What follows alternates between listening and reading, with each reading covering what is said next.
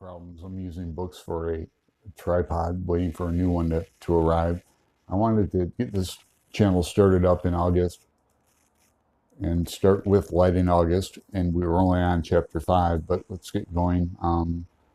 Hopefully my technical difficulties are over. So chapter 5 takes place 2 nights before the fire and before Joanna Burden's murder. Several points. I will just to sum up. Joe Brown comes in late. That's Lena Grove's baby daddy. Total drunk loser. He comes in late. Joe Christmas is in bed but unable to sleep. He's suffering from severe insomnia. And Brown is loud, just boisterous, typical drunk. And Christmas shuts him up, literally and figuratively. They come to blows.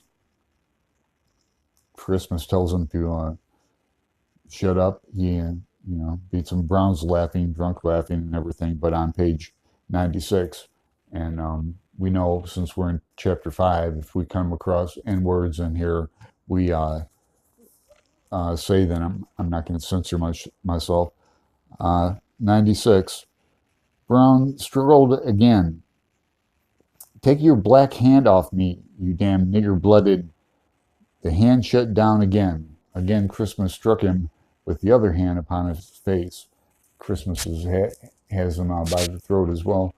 Brown ceased and lay still again. Christmas slacked his hand. After a moment, Brown spoke, in a tone cunning, not loud. You're a nigger, see? You said so yourself. You told me. But I'm white. I'm a what? The hand shut down again as Brown struggled, making a choking, whimpering sound beneath the hand, drilling upon the fingers. When he stopped struggling, the hand slacked. Then he lay still, breathing again. Will you now? Christmas said. Yes, Brown said. He breathed noisily.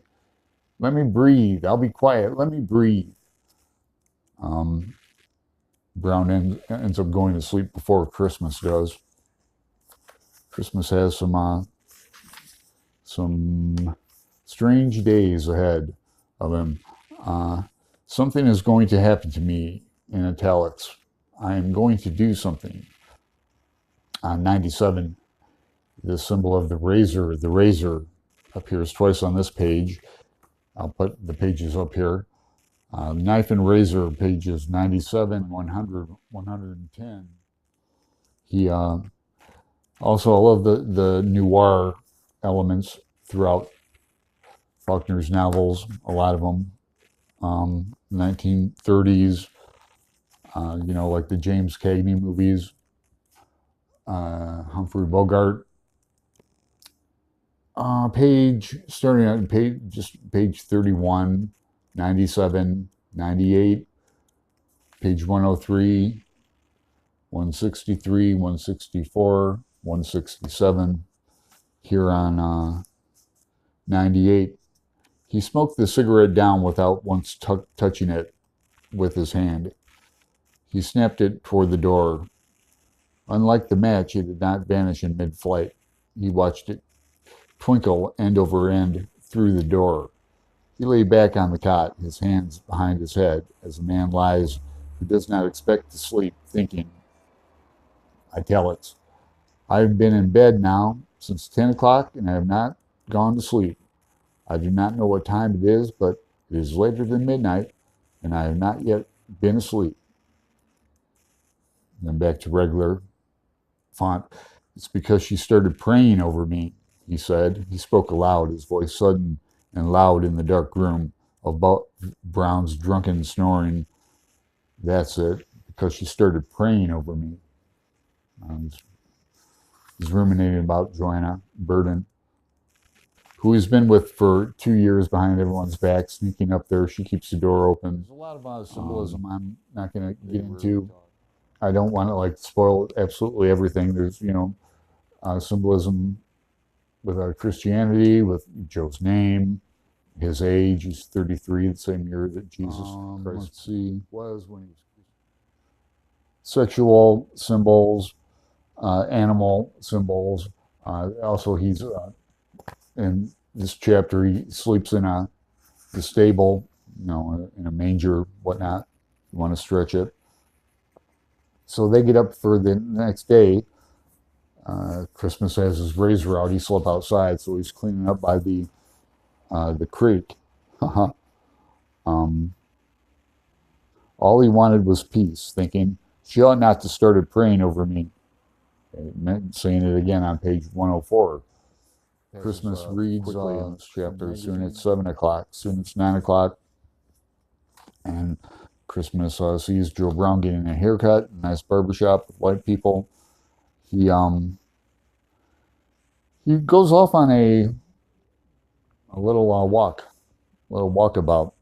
It's almost like he's drunk and in a blackout. He doesn't remember a lot of things. He runs into white people and black people. He doesn't. He longs to relate to the black people, but blacks mistake him for white, and the whites mistake him for black. And this is a question I have throughout this novel, that Joe Christmas makes it much, much harder on himself, where he could just pass for white. Not that he needs to. And this is 1930s, remember, but he'll go out of his way sometimes to. He did it drunk before. He does it to spite people. He does it to shock people, like the women. Well, that's a spoiler alert too. Let's good. Okay, so we're going to end this up with the razor again on page 110. He in his walkabout that night, Joe ends up like talking to these black people. Almost he doesn't know where he is. He comes in and out of hearing it. And the chapter ends with these italics. Something is going to happen. Something is going to happen to me. With no punctuation on the end on page 110. I'm going to post this, and then I'll knock out maybe chapter 6 and 7 right after this, just to get something posted.